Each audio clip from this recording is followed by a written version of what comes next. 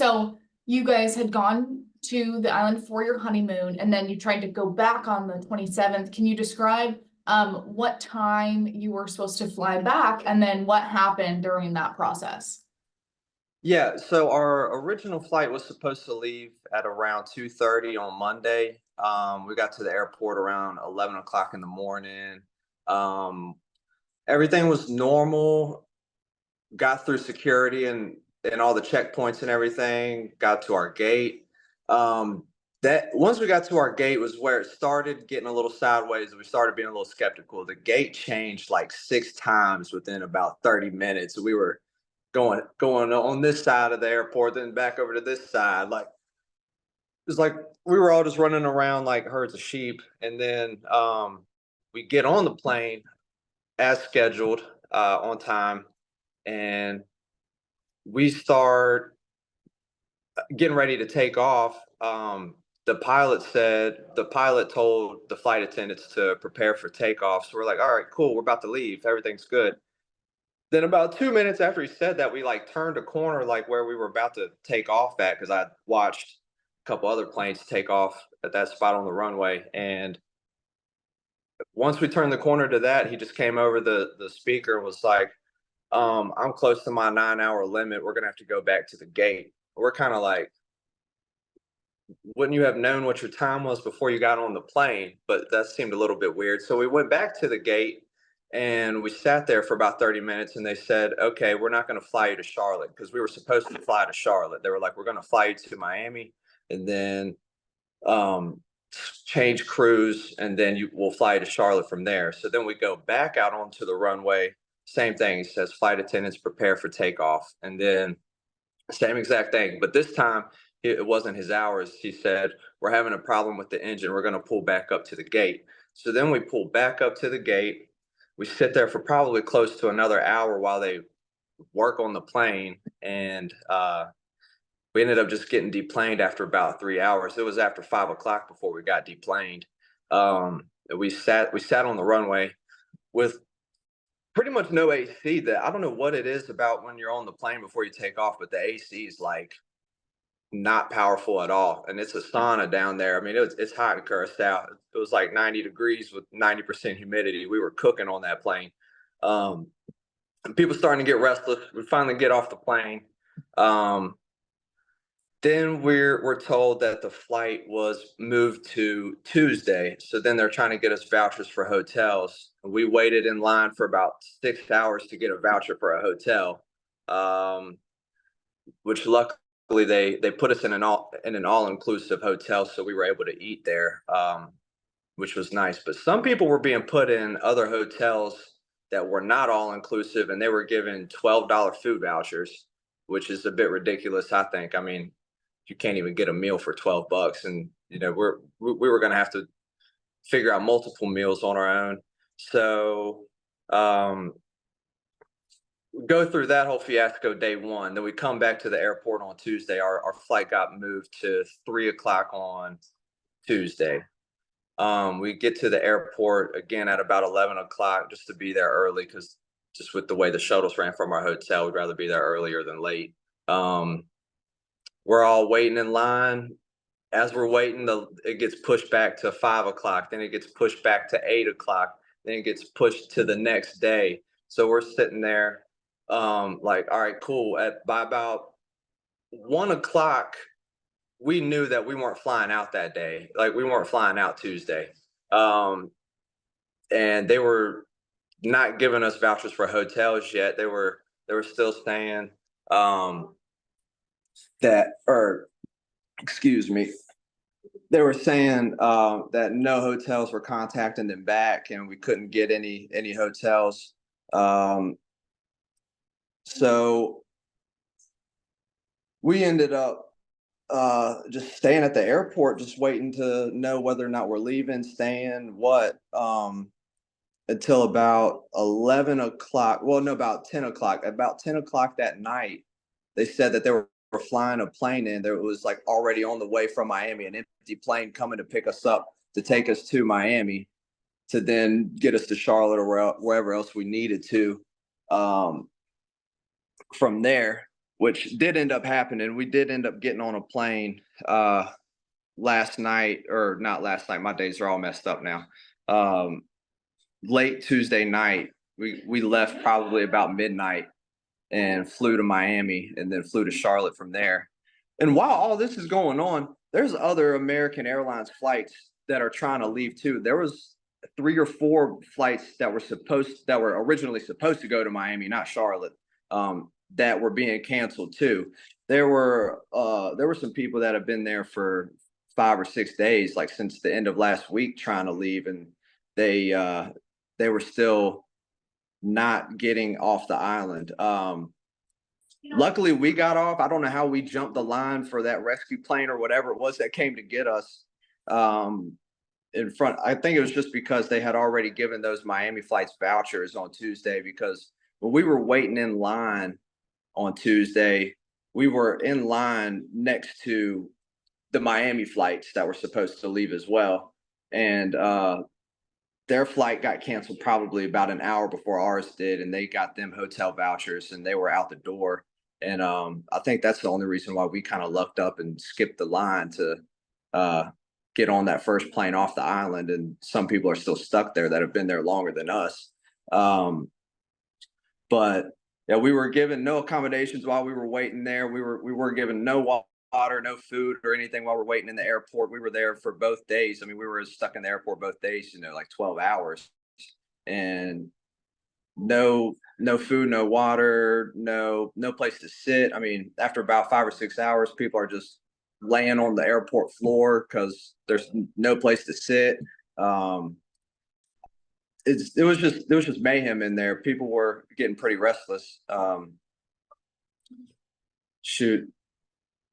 Sorry for kind of skipping around a little bit. A little bit sleep deprived, and there was a lot that happened, I feel like.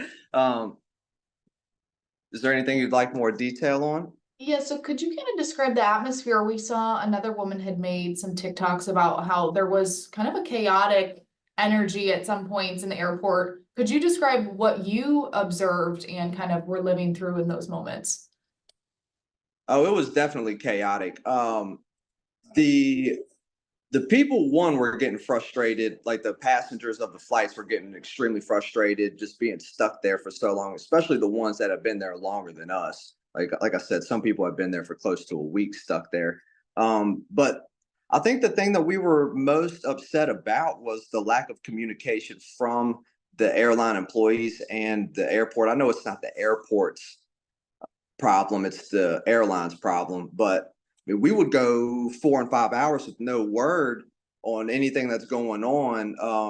And when we would try to get word on it, they would ignore us. They would literally turn around, walk away, and then they would go over into their little groups of people, making jokes with their own people, speaking Spanish, and they thought some of us couldn't speak Spanish, and we could. Some of us could and could understand that, they're making fun of us in the situation, and we're like all distraught here, like trying to get off this island that's not our home country. Like, I mean, it's you just feel stuck. You feel like there's nothing being done for over a day. It just felt like nothing's being done, and this is just funny to them.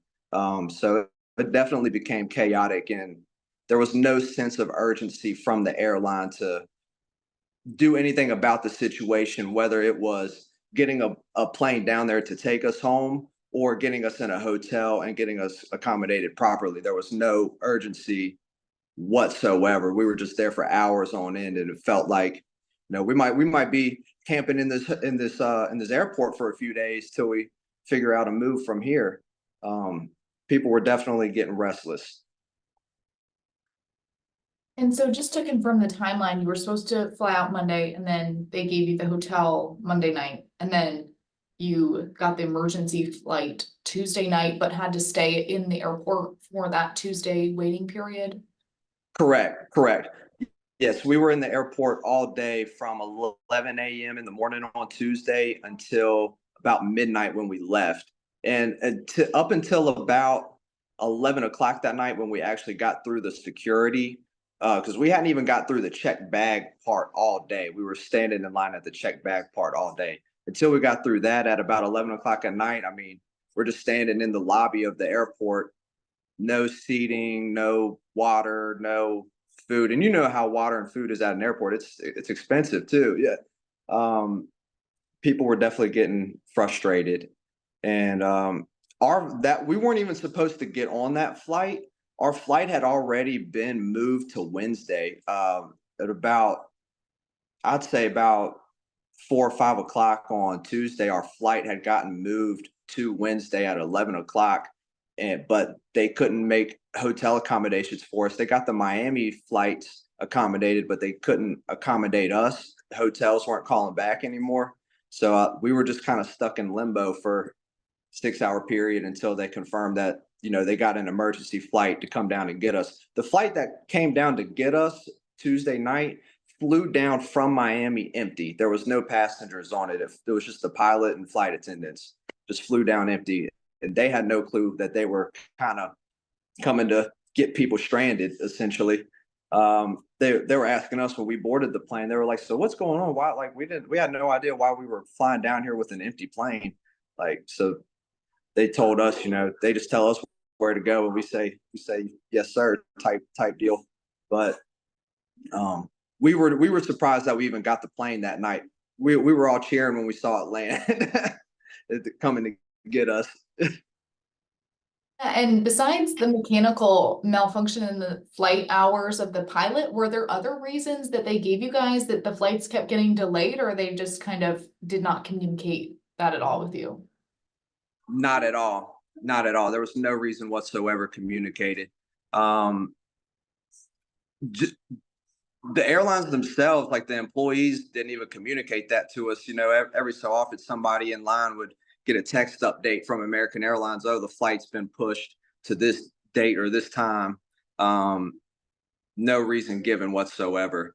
I know one of the Miami flights that was trying to leave, supposedly their plane had overheated. But when you're there in their scenario, when you're there, 4 or 5 days in a row, and plane overheats this day, pilots close to their hours this day, it starts to feel like they could be doing a lot more to address the situation, but there's just always an excuse to why they can't get us off the island. Because trust me, planes were coming into the island. There were American Airlines flights coming into the island. I sat there and watched 3 or 4 of them land, like on Tuesday. I watched a couple of them come in on Monday. Like, flights were coming in, but none of them were leaving. And it was starting to feel like, all right, so they got us here, but they're not willing to get us home. And it honestly started to become a little bit worrisome. Even though accommodations were being made, you start wondering, it's like, are we ever going to get home? Are we ever going to get home? And there's things back home that were still going on. I mean, life continues. I mean, luckily we don't have kids, but we had pets. We had to pay for pet care for extra days. I mean, I missed work. My wife missed work. Some people that have been stuck there for a while have been missing work for close to a week and getting reprimanded by their bosses. And I mean, running up food and water bills. I mean, I wouldn't be surprised if, for me, it probably cost, just a couple of days I was there, probably cost me, between wages lost and my wife's wages lost and the extra money spent there. I mean, we probably ended up losing out on $500 to $1,000. I mean, I couldn't imagine being there for close to a week, how much of a financial burden it might have been on us. So I mean, you plan to be there for a certain amount of time, and you make arrangements, and then when it goes significantly beyond that, it starts becoming like, all right, this is quite a bit more than we signed up for. And there's no urgency to make the situation right. I know I've got a period that I can file a claim with American Airlines, and I plan to, but given their sense of urgency on our situation originally, I don't have much hope that they're going to do much for us. So, And so has American reached out to you at all and given any type of a voucher or anything else besides that one hotel accommodation? no, ma'am, nothing. And that seems to be common with all of us. They don't have any point of contact that they gave that you guys can use, for a claim or anything like that? No, ma'am, they did not. And I know quite a few of us had asked that, and nobody at the airport, none of the American Airlines employees at the airport gave us any direction on what we could do about that, about filing a claim or getting a voucher for some of our expenses while we were there. So I'm going to do a little research on my own now that I'm back home and I'm feeling good again being back home. I'm going to do a little bit of research to see who I can contact about it at the airline, but nothing has been resolved at this point. And so when you guys had the emergency flight on Tuesday, night/Wednesday morning, was there another flight you took on Wednesday to Charlotte to get home? Yes, ma'am. Yes, ma'am. We flew into Miami.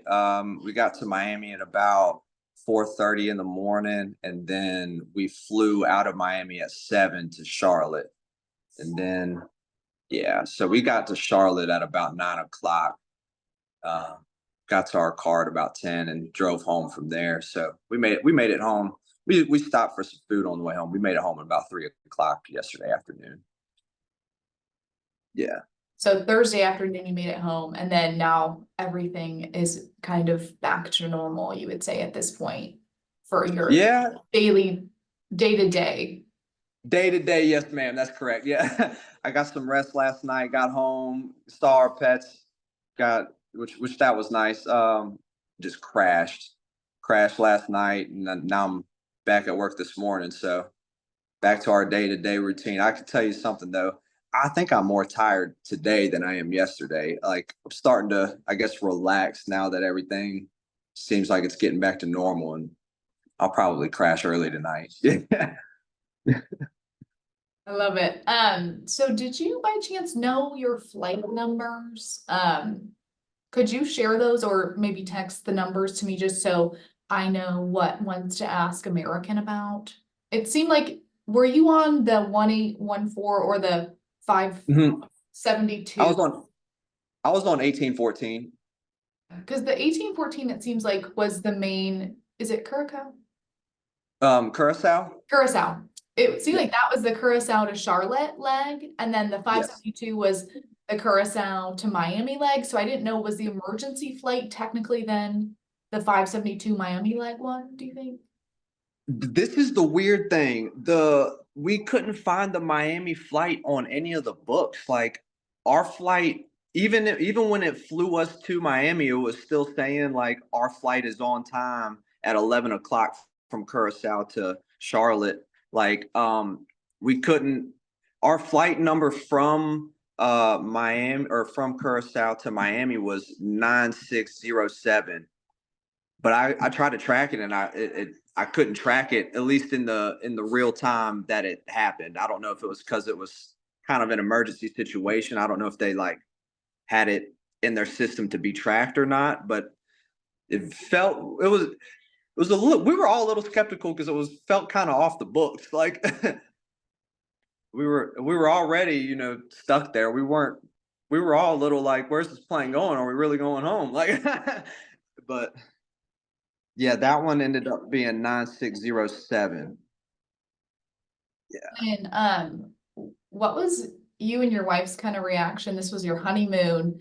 Was it kind of, you were disappointed and frustrated, would you say? Or what was your kind of main emotion towards the end?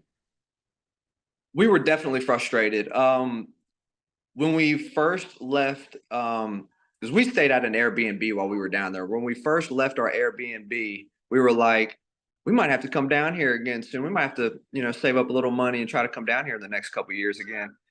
By the time we left Curacao, we were looking at each other. We were like, we are never coming here again. We were like, because the only flights going to and from are from America, are American Airlines and JetBlue, and American being the most with the most flights going to and from. And yeah, we felt confident getting there, didn't feel confident leaving there. Flights were still coming in while we were trying to leave. We were standing in the Curacao airport on Tuesday looking at each other like it was fun, but we were never coming back. Yeah. Did you guys reach out to the embassy at all when you were there? My mom was trying to actually. My mom is actually friends with a woman, or knows a woman whose husband is a congressman, and I know she had contacted that lady and was trying to inquire about contacting the embassy. But the information that we had gotten back was that the embassy wouldn't be able to do much for us, and they had given us some other things that we could file, I think, on a state level, like some complaints or something we might be able to file on a state level. So that didn't really amount to anything specifically with the embassy. And did the Miami airport give you any information when you landed at all? No, ma'am. No, ma'am. And then do you have any, by chance, photos or videos of the travel period and like you guys at the airport or all the people there at the gates and things like that? Yeah, I do actually.